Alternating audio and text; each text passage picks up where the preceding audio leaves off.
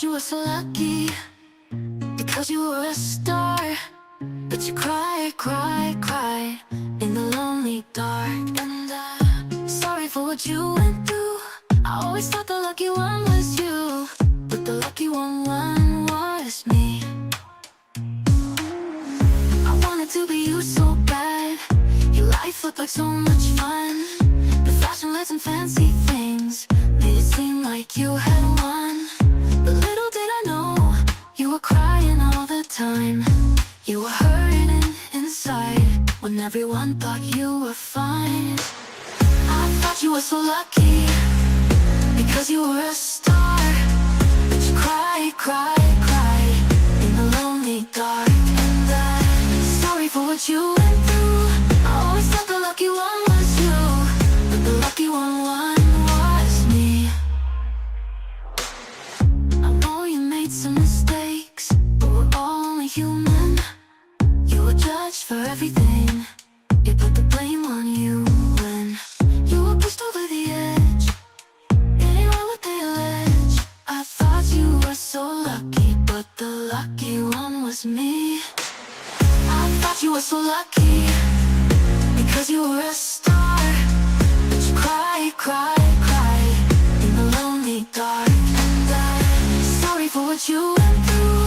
I always thought the lucky one was you, but the lucky one was me. El propósito de la lección de esta semana es mostrarte que solo viviendo en Jesús es posible tener el fruto del Espíritu, que es la fidelidad. Empecemos hablando de la diferencia que hay entre fe y fidelidad. El texto originalmente dice que el fruto del Espíritu es fe, no fidelidad. Pistis en griego es fe, fidelidad es pistos. Ahora, ¿cuál es la diferencia entre ambas palabras? Bueno, la fe es confianza en Dios. La fidelidad es el resultado de vivir con Dios. Es permanencia en los caminos de Dios. La vida cristiana es más que simplemente tener fe. Es necesario que seamos hallados fieles. La fe es un término teológico. Ya la fidelidad es un término ético, práctico. Lo que Pablo está diciendo es que cuando estamos llenos del Espíritu Santo, comenzamos a crecer. Y al crecer llegamos a ser personas fieles y llenas de integridad. Lo que decimos, lo vamos a hacer. Lo hacemos. La fidelidad es el desarrollo personal que alcanzamos al andar con Dios. Mira lo que dice Proverbios 26. Son muchos los que proclaman su lealtad, pero ¿quién puede hallar a alguien digno de confianza? Fidelidad es lealtad. Una persona fiel o leal es aquella que se mantiene constante en sus afectos o en el cumplimiento de sus obligaciones o en la confianza que uno debe al otro. Fiel es aquel que no defrauda la confianza que se deposita en él. La fidelidad limita con la gratitud, porque la persona leal es aquella que ha recibido un bien de otro y no lo olvida. Infiel es el que traiciona, el ingrato, el que olvida el bien que se le ha hecho. La lección presenta a Dios como ejemplo de fidelidad. Salmos 89:8 dice: ¿Quién como tú, poderoso, eres Jehová, y tu fidelidad te rodea? O sea, Dios es fiel a sus promesas porque su palabra es eterna y no cambia nunca. En su gran amor, Dios ha permanecido fiel desde el principio. La fidelidad de Dios es eterna y perfecta. Los salmos hablan de lo inmenso que es el amor de Dios. Mira lo que dice Salmos 36:6. Señor, tu amor está sobre los cielos y tu fidelidad pasa las nubes. Más allá de lo que alcanza tu mirada, querido, más infinito que el universo es la fidelidad y el amor de Dios por ti. Tal vez las ingratas experiencias que has tenido en la vida han manchado en tu mente el concepto correcto de fidelidad, pero es imposible que Dios deje de ser fiel. Dios es siempre fiel, a pesar de tus fallas. Dice en 2 a Timoteo, capítulo 2, versículo 13, si somos infieles, Él permanece fiel, pues no puede desmentirse a sí mismo. Dios no puede dejar de ser lo que es. Él no puede dejar de amarte, no importa cuán grande sea tu pecado y tu falta. En Salmo 89, 31 al 34 dice, si profanaren mis estatutos y no guardaren mis mandamientos, entonces visitaré con vara su rebelión y con azote sus iniquidades, mas no quitaré de él mi misericordia, ni falsearé mi verdad, no olvidaré mi pacto, ni mudaré lo que ha salido de mis labios. Y San Pablo confirma esto en Romanos 3:3. Pues que, si algunos de ellos han sido incrédulos, ¿su incredulidad habrá hecho nula la fidelidad de Dios? Ni pensarlo. El Señor permanece fiel durante nuestras pruebas. Muchas veces, en los momentos difíciles, cuando nos desesperamos y cuando dudamos de la fidelidad y de la presencia de Dios, ahí es que la presencia de Dios es más palpable. Mira lo que dice en 1 a los Corintios 10:13.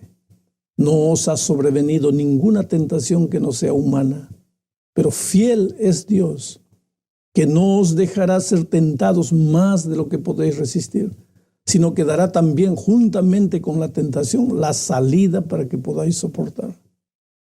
Oh querido, Dios es fiel a su promesa, a la promesa de darte fuerza para vencer cualquier situación, enfermedad o tentación. También en Tesalonicenses, 2 Tesalonicenses capítulo 3, versículo 3 dice, pero fiel es el Señor, que os afirmará y guardará del mal. Entonces no tienes por qué tener miedo de nada. La segunda parte de la lección nos lleva a analizar los tiempos en que vivimos. El tiempo del fin será un tiempo en que la infidelidad prevalecerá. Jesús se preguntó a sí mismo, cuando el Hijo del Hombre venga, ¿hallará fe en la tierra? Vivimos en días cuando la mentira y el engaño prevalecen y ya nadie más confía en nadie. ¿Cómo podría confiar? Mira, en una inofensiva ciudad del interior, la noche estaba más oscura que otras veces. Llovía a cántaros. Joaquín y su esposa retornaban de una boda. Habían sido padrinos y vestían ropa de gala. Conversaban felices ahí recordando episodios de su propio casamiento. Los años habían pasado y ellos se amaban más que nunca. Dios les había dado 2 hijos preciosos. Aquella noche los niños se habían quedado en casa con la ama. La conversación animada de los esposos fue interrumpida por algo inesperado a esa hora de la madrugada. En la carretera solitaria había una pareja en dificultades. Estaban pidiendo socorro. Aparentemente el vehículo de ellos se había malogrado y necesitaban de auxilio. A pesar de la lluvia, Joaquín y su esposa decidieron ayudar. Error craso. En pocos minutos, Joaquín estaba muerto con el rostro desfigurado por un tiro de escopeta.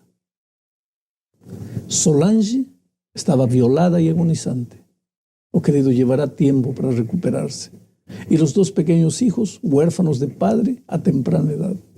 Jamás entenderán por qué un acto de solidaridad de los padres recibió la muerte como retribución.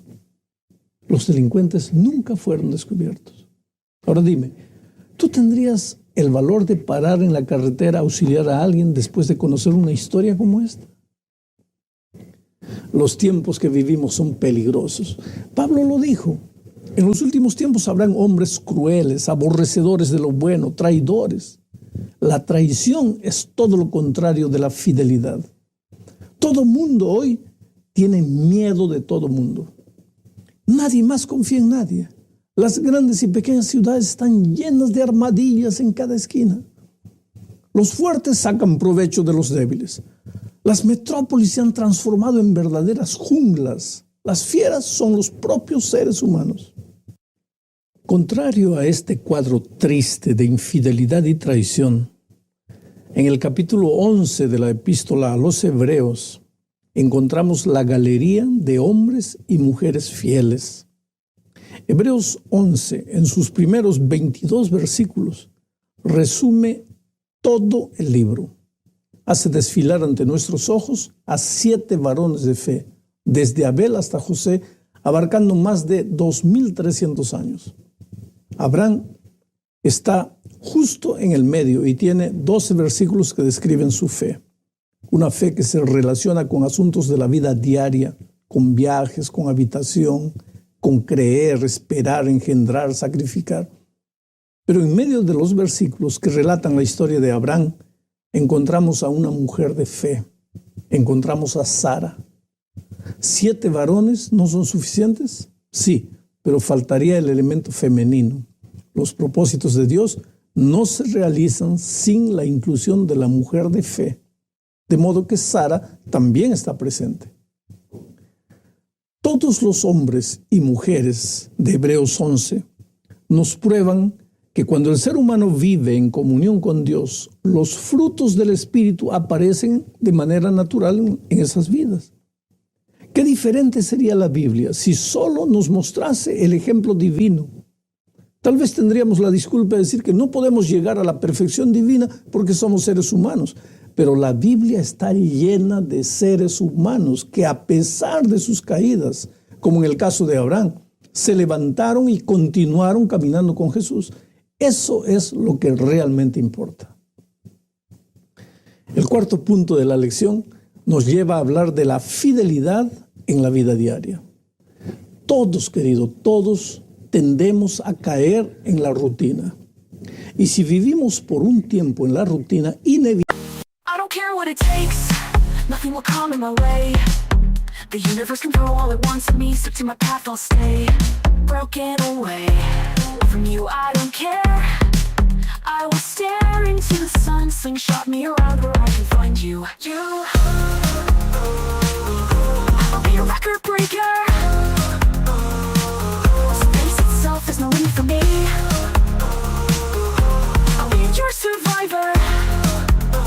Just hold on, please wait for me.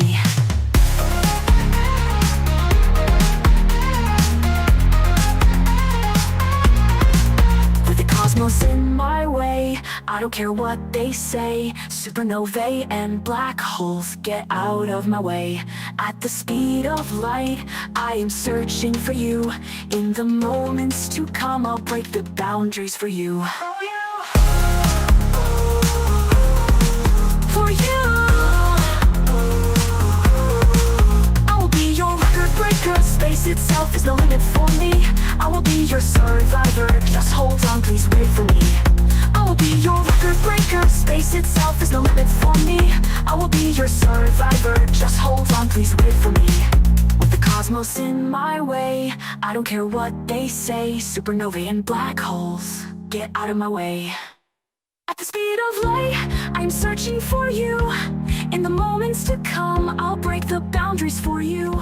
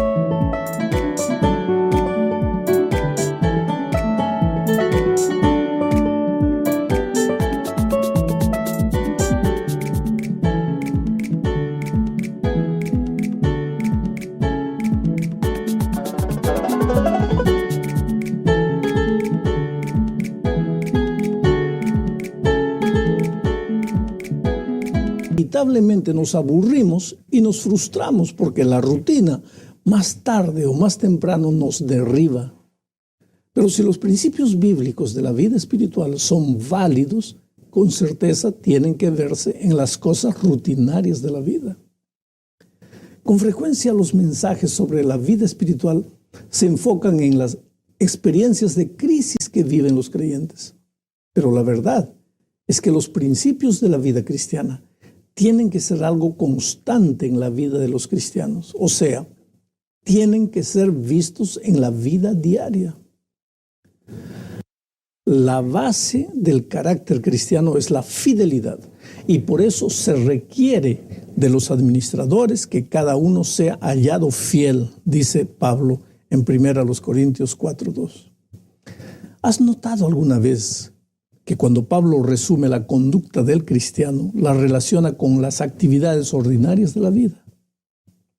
Él dice en 1 Corintios 10:31 lo siguiente: si pues coméis o bebéis o hacéis otra cosa, hacedlo todo para la gloria de Dios. ¿Por qué no dijo, si pues oráis o testificáis, hacedlo todo para la gloria de Dios? Porque es natural que pensemos en Dios en estos asuntos. Mas, cuando comemos o bebemos, ¿qué sucede? De manera que es en la rutina de la vida donde una persona espiritual debe mostrar su fidelidad a Dios. La mayoría puede salir bien en situaciones difíciles, pero es en la vida diaria, en las cosas simples, que se prueba la fidelidad.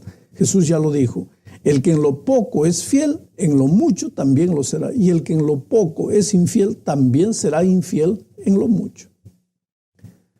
Llegamos al fin de la lección hablando de la fidelidad hasta el fin.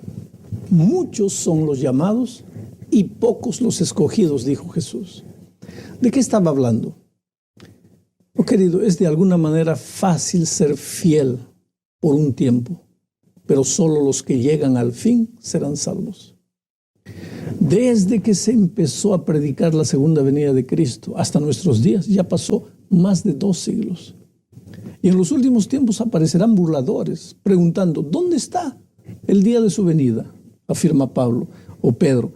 Sí, querido, hay gente que se desanimará por causa de la aparente demora de Jesús. Muchas vírgenes se cansarán y dormirán. Muchos siervos malos empezarán a vivir desordenadamente porque pensarán que el Señor no vendrá. Pero cuando todos piensen que nada va a suceder, de repente en el cielo se verá la nube de ángeles acompañando al Señor. Ahora, lo peor que nos puede ocurrir es mantener a la iglesia despierta por miedo de perderse. Andar solo predicando la persecución y el decreto dominical a fin de mantener a la iglesia despierta. En cierta ocasión escuché a un predicador decir que la nota clara de nuestro mensaje hoy debería ser: ahí viene el esposo. Sí, pero ¿de qué sirvió por ocasión de la parábola que alguien gritase: ahí viene el esposo, cuando al despertar las vírgenes estaban sin aceite? Nuestro mensaje hoy debería ser: buscad el aceite y buscadlo mientras puede ser hallado. Hoy es el día de buena nueva. Hoy es el día de salvación. La verdadera fidelidad no nace del miedo, nace del amor. Mira, Paco miró para un lado, para otro. Quería tener la seguridad de que ninguna persona conocida lo estaba viendo. Su corazón daba la impresión de que hacía mucho ruido, escandalosamente, y llamaba la atención a los otros. Nunca había entrado a un lugar como aquel. En el fondo tenía miedo. Lo que no sabía era la causa de su miedo. ¿Miedo de la disciplina de la iglesia? ¿O de lo que sus padres pensarían de él si descubriesen a dónde había entrado? En este momento pienso en José. José, el de la Biblia. José había descubierto lo que significa ser fiel a Dios. La historia bíblica relata que José había hallado gracia a los ojos de Potifar, y éste lo había hecho mayordomo de su casa y le había confiado todo lo que tenía. Pero un día la esposa de Potifar comenzó a mirarlo con ojos de codicia y se acercó de José tentadoramente. El versículo 7 dice: aconteció después de esto que la mujer de su amo puso sus ojos en José y dijo: duerme conmigo. Y él no quiso. Y dijo a la mujer de su amo: he aquí que mi señor no se preocupa conmigo de lo que hay en casa, y ha puesto en mi mano todo lo que tiene. Date cuenta del respeto que José tenía por el prójimo. Él vivía la regla de oro: trata a las personas como quieres que ellas te traten. Pero la última parte trae una pregunta que este muchacho extraordinario se hizo a sí mismo delante de la tentación. Este es el centro de la lección. ¿Cómo pues haría yo este gran mal y pecaría contra Dios? Oh querido, en el momento de la tentación, la preocupación de José no fue ¿qué dirán mis padres? O ¿qué pensará Potifar? No pensó en las consecuencias de esta tierra. La pregunta que se hizo fue: ¿cómo pues haría yo este grande mal y pecaría contra mi Dios? En otras palabras, ¿cómo heriría el corazón de mi Dios?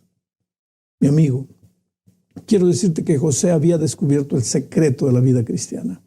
Su vida era una vida de amor y compañerismo con Dios. En el momento de la tentación, su preocupación fue no defraudar la confianza de su Padre amado, ser fiel a Dios. ¿Cómo puedo herir el corazón de mi Dios?, se preguntó. ¿Qué significa ser cristiano? ¿En qué consiste el cristianismo? Oh querido, el cristianismo tiene como centro a Jesucristo, y los cristianos tienen como centro de su experiencia diaria al Cristo maravilloso que entregó su vida en la cruz del Calvario. Hablando en el lenguaje de los jóvenes, yo diría: ser un cristiano no significa otra cosa sino enamorarse de Jesús. Tiene que haber una relación de amor entre Cristo y tú, una relación de amor que se cultiva pasando tiempo diario con Él a través del estudio de la Biblia, de la oración, de la testificación. Una relación que se construye día tras día, semana tras semana, mes tras mes, año tras año. Muchos cristianos no han entendido lo que es la vida cristiana. Están en la iglesia, tienen delante de ellos un código moral de conducta y sienten el deber de cumplirlo, de obedecerlo, de guardarlo, pero no tienen a Jesús como el centro de su experiencia diaria. Su vida cristiana se limita al esfuerzo desesperado para portarse bien. Ah, querido, yo temo que a veces tú no eres feliz porque no has entendido lo que es el cristianismo. Tú sabes lo que debes hacer, en fin, conoces bien tus deberes, sabes lo que no debes hacer. No debes fumar, no debes usar bebidas alcohólicas, no debes consumir drogas, no debes robar, no debes esto, no debes aquello, no debes lo otro. El problema es que todo aquello que sabes que debes hacer, por más que te esfuerzas, no logras hacerlo. Y todo aquello que sabes que no debes hacer, terminas haciendo. La mayoría de las veces nadie sabe. La iglesia no lo sabe, tu esposo no lo saben el pastor, ni los amigos, nadie sabe. Pero tú en el fondo del corazón, tú sabes lo que haces y lo que no haces. Y entonces llega la noche, te acuestas y no puedes dormir, no tienes paz. Tu corazón es un volcán a punto de explosionar. Y cuando alguien te pregunta: si Cristo viniese en este momento, ¿estarías salvo? Inmediatamente piensas en tu vida y llegas a la conclusión de que estás perdido. ¿Por qué? Simplemente porque no has descubierto lo que significa la vida cristiana, la vida de fidelidad. Relacionas salvación con buenas obras.